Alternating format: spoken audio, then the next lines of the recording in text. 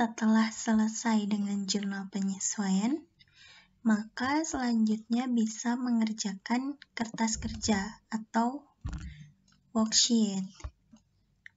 Di bagian tabel sebelah kiri itu ada nomor akun.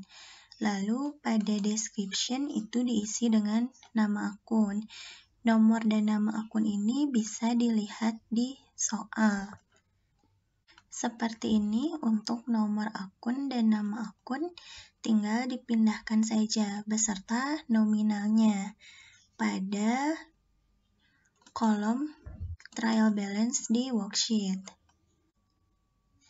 Kalau sudah dipindahkan sesuai dengan saldo debit dan kredit pada masing-masing akun, maka sudah bisa mengisi kolom selanjutnya, yaitu adjusting entries atau jurnal penyesuaian. Cara mengisi nominalnya ini tinggal pindahkan saja dari nominal ayat jurnal penyesuaian. Misalkan untuk transaksi pertama itu ada supplies expense di debit sebesar 5.420.000 dan supplies di kredit. Maka pindahkan saja supplies expense di debit kolom adjusting entries, lalu supplies di sebelah kredit sebesar 5.420. Lalu transaksi berikutnya ada akun depreciation expense dan accumulation depreciation of equipment sebesar 2.250. Sama dipindahkan juga untuk depreciation expense di debit 2.250.000 dan akumulasi depreciation of equipment itu di kredit. Lalu transaksi berikutnya juga sama, tinggal dipindahkan saja sesuai dengan posisi debit dan kreditnya. Jangan sampai ada yang terlewat. Kalau sudah selesai semuanya dipindahkan ke kolom adjusting entries, maka tinggal dijumlahkan, jumlahnya harus sama seperti di jurnal penyesuaian, yaitu 22 juta rupiah. Kalau sudah selesai dengan kolom adjusting entries, lanjut ke kolom adjusted trial balance. Cara mengisinya cukup mudah, tinggal hitung dengan cara menambahkan atau mengurangkan kolom trial balance dengan kolom adjusting entry sesuai dengan posisi debit dan kreditnya masing-masing. Nah, yang pertama untuk kas itu tidak ada adjusting entries, maka tinggal tulis kembali di adjusted trial balance sebesar 25 juta rupiah. Lalu accounts receivable juga sama, ditulis kembali 8 juta rupiah. Kemudian untuk supplies ini ada penyesuaiannya. Pada awalnya itu di debit sebesar 8 juta. Lalu di adjusting ini ada di sebelah kredit sebesar 5.420.000 rupiah. Maka untuk menghitung nominal supplies yang ada di adjusted trial balance itu tinggal supplies pada trial balance 8 juta dikurangi adjusting entries sebesar 5.420.000, maka hasilnya adalah 2.580.000. Lalu untuk prepaid insurance juga sama, dikurangi sehingga hasilnya 5.850.000. Untuk prepaid rent 15.600 dikurangi dengan 5.200, maka hasilnya 10.400. Lalu untuk equipment tinggal ditulis kembali, akumulasi juga sama, tinggal ditulis kembali karena tidak ada saldo yang akan menambah ataupun mengurang. Lalu lanjut ke bagian unearned revenue. Nah, di sini pada trial balance itu unearned revenue ada di sebelah kredit sebesar 9.575.000. Lalu pada adjusting entries itu ada di debit sebesar 6.875.000. Nah, karena unearned ini saldo normalnya bertambah di sebelah kredit, maka ketika ada saldo di sebelah debit itu wajib dikurangkan, sehingga untuk mengetahui nominal unearned revenue pada adjusted trial balance itu dihitung dengan cara nominal pada trial balance dikurangkan dengan adjusting entries, atau 9.575 dikurangi 6.875. Jadi hasilnya adalah 2.700.000. Lalu untuk interest payable itu tidak ada penambahan atau pengurangan, maka tuliskan kembali di kredit 305.000. Untuk share capital juga sama. Kemudian selanjutnya ada service revenue di kredit sebesar 35 juta. Lalu di adjusting entries itu bertambah juga di sebelah kredit. Maka tinggal ditambahkan saja 35 juta ditambah 6.875.000. Jadi hasilnya adalah 41.875.000. Lalu ada wage and salaries. Nah, ini tidak ada penambahan atau pengurangan, maka langsung saja ditulis ke adjusted trial balance. Lalu utilities juga sama, kemudian ada rent expense. Nah, ini sebelumnya di trial balance ada 3 juta, lalu di adjusting entries juga ada di sebelah debit 5.200.000 karena sama-sama di debit, dan rent expense ini termasuk ke dalam akun beban, dan beban itu punya saldo normal di debit. Maka tinggal ditambahkan, jadi hasilnya 8.200.000. Lalu insurance tidak ada penambahan atau pengurangan, maka tulis saja langsung 1.950.000. Dan untuk beban-beban selanjutnya pun karena tidak ada penambahan atau pengurangan, tinggal masukkan saja saldonya ke sini, ke bagian adjusted trial balance. Kalau sudah selesai dengan kolom adjusted trial balance, maka tinggal dijumlahkan, dan pada debit dan kredit itu harus sama. Seperti ini hasilnya Rp129.480.000. Berikutnya ada kolom income statement atau laporan laba rugi, dan ada statement of financial position atau laporan posisi keuangan. Untuk mengisi dua kolom ini cukup mudah, tinggal pindahkan saja saldo yang ada pada adjusted trial balance. Untuk akun aset, kewajiban, dan ekuitas itu masuk ke statement of financial position. Nah, sisanya akun pendapatan sampai dengan akun beban itu masuk ke income statement. Nah, seperti ini. Jadi dari akun kas sampai dengan dividen itu ke statement of financial position. Sisanya dari service revenue sampai dengan interest expense itu masuk ke income statement.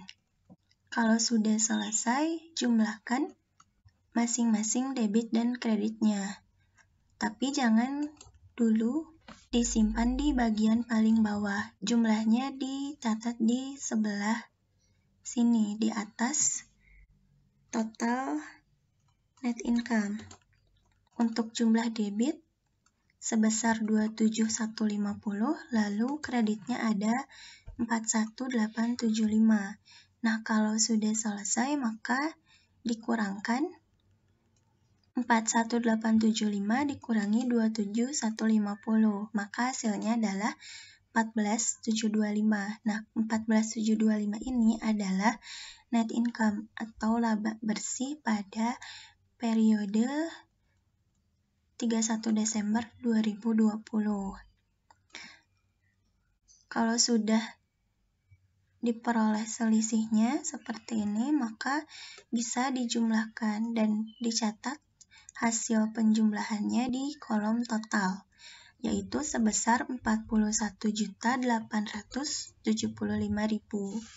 Lalu untuk statement of financial position juga sama, jumlahkan dulu debitnya berapa, lalu kreditnya berapa. Nah, seperti ini.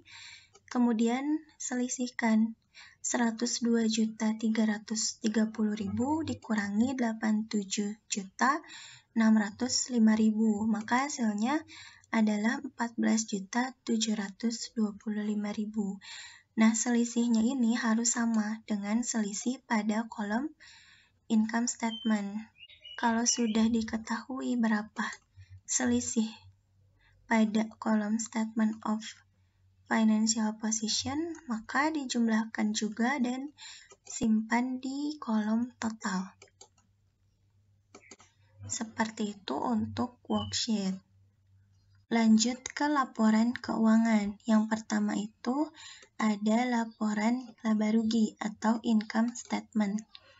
Untuk income statement ini cukup mudah, masukkan saja komponen pendapatan dan beban. Untuk mengetahui saldo pendapatan atau service revenue ada di bagian worksheet, yaitu sebesar 41.875.000. Maka masukkan saja service revenue atau pendapatan jasa sebesar nominal terkait. Kalau sudah dimasukkan pendapatannya, maka masukkan semua beban. Bisa dilihat pada worksheet ada beban-beban dari wage and salaries sampai dengan interest expense. Maka masukkan saja beserta nominalnya. Yang ini ke laporan laba rugi. Kalau sudah dimasukkan semua, maka tinggal dijumlahkan. Maka diperoleh hasilnya adalah 27.150.000. Nah, kalau sudah diperoleh total beban, maka bisa dicari berapa laba bersih atau net income dengan cara pendapatan dikurangi dengan beban. Maka hasilnya adalah 14.725.000, sama seperti selisih net income yang diperoleh dari hasil perhitungan worksheet tadi, yang ini. Selesai dengan laporan laba rugi, lanjut ke retained earning atau laporan laba ditahan. Yang pertama itu masukkan retained earning pada awal September. Tapi di soal itu karena baru beroperasi pada 1 September, maka belum ada nominal retained earning. Jadi langsung saja maju ke komponen selanjutnya, yaitu penambah retained earning berupa net income dari hasil perhitungan pada income statement, yaitu 14.725.000. Lalu masukkan komponen pengurang laba ditahan, yaitu ada dividen. Pada worksheet ini bisa dilihat nominal dividen itu 5.500.000. Masukkan, lalu hitung antara laba bersih dikurangi dengan dividen. Maka hasilnya adalah 9.225. Nah, kalau ada nominal laba ditahan pada awal periode, maka tinggal ditambahkan. Tapi karena ini tidak ada nominalnya, maka langsung saja total laba ditahan pada akhir Desember itu sebesar 9.225.000. Lanjut ke laporan posisi keuangan atau statement of financial position. Ada aset dan ada liability dan ekuitas. Untuk aset itu ada current asset dan fixed asset. current asset ini adalah aset lancar atau yang jangka waktu penggunaannya itu kurang dari 1 tahun. Kalau fixed asset atau aset tetap, itu jangka waktu penggunaannya lebih dari 1 tahun. Dari mana nominalnya? Dari worksheet. Tinggal dipindahkan saja untuk kas sampai dengan prepaid rent itu masuk ke dalam current asset atau aset lancar. Lalu equipment dan akumulasi penyusutan equipment itu masuk ke dalam aset tetap. Lalu masukkan akun dan nominalnya, jumlahkan, maka total current asset atau aset lancar itu adalah 51830. Untuk fixed asset itu cara menjumlahkannya peralatan dikurangi dengan akumulasi penyusutan. Jadi yang diperoleh adalah nilai buku bersih dari aset tetap, yaitu sebesar 42750. Untuk mengetahui total aset itu tinggal dijumlahkan saja. 51830 ditambah 42750. Maka hasilnya adalah 94580.000. Selesai dengan aset, lanjut ke kolom liability dan equity. Nah, untuk liability atau kewajiban itu terbagi ke dalam 2 kategori. Ada current liability atau kewajiban lancar, dan ada long-term liability atau kewajiban jangka panjang. Kewajiban lancar ini bisa dibayar dalam jangka waktu yang kurang dari 1 tahun. Nah, untuk long-term ini adalah utang yang jangka waktunya itu di atas 1 tahun. Dan perusahaan ini tidak punya utang jangka panjang, jadi masukkan saja utang lancar atau utang jangka pendek, yaitu ada notes payable sampai dengan interest payable. Masukkan semua jumlahnya lalu ditotalkan, dan hasilnya adalah 45.355.000. Karena long term-nya tidak ada, maka ditulis kembali pada total liability sebesar nominal yang sama. Lalu untuk equity itu ada share capital ordinary tadi pada worksheet sebesar 40 juta dimasukkan, lalu dari hasil perhitungan pada statement of retained earnings itu ada retained earnings per 31 Desember sebesar 9.225 dan akan menambah komponen modal. Maka dua-duanya dimasukkan lalu ditotalkan. Jadi total equity adalah 49.225. Kalau sudah diperoleh total liability dan total equity, tinggal dijumlahkan. Maka hasilnya sama dengan total aset tadi. Lalu terakhir ada jurnal penutup atau closing entries untuk menutup akun-akun yang bersifat nominal atau sementara, yaitu ada akun pendapatan dan akun beban. Nah, akun pendapatan ini semula saldo normalnya itu kredit dan beban itu saldo normalnya debit. Tapi karena akan ditutup, maka dicatat sebaliknya. Seperti ini, service revenue itu adalah pendapatan dan semula masuk ke dalam kredit. Karena akan ditutup, jadi dicatat di sebelah debit sebesar nominal tadi yang ada di bagian income statement ini. Lalu kreditnya adalah income summary atau ikhtisar laba rugi untuk menutup akun pendapatan. Lalu beban-beban semuanya dimasukkan yang semula di debit jadi dicatat di sebelah kredit. Ditotalkan lalu debitnya adalah income summary atau ikhtisar laba rugi. Nah, untuk menutup akun beban. Kemudian net income atau laba bersih juga harus ditutup dengan cara ditambahkan pada akun laba ditahan atau retained earnings sebesar hasil perhitungan laba bersih yang diperoleh dari income statement tadi. yaitu 14.725.000. Lalu terakhir dividen itu yang awalnya ada di sebelah debit 5.500.000 itu harus ditutup juga pada closing entries. Nah, seperti ini. Jadi retained earnings di debit dan dividennya di kredit sebesar 5.500.000 untuk menutup akun dividen.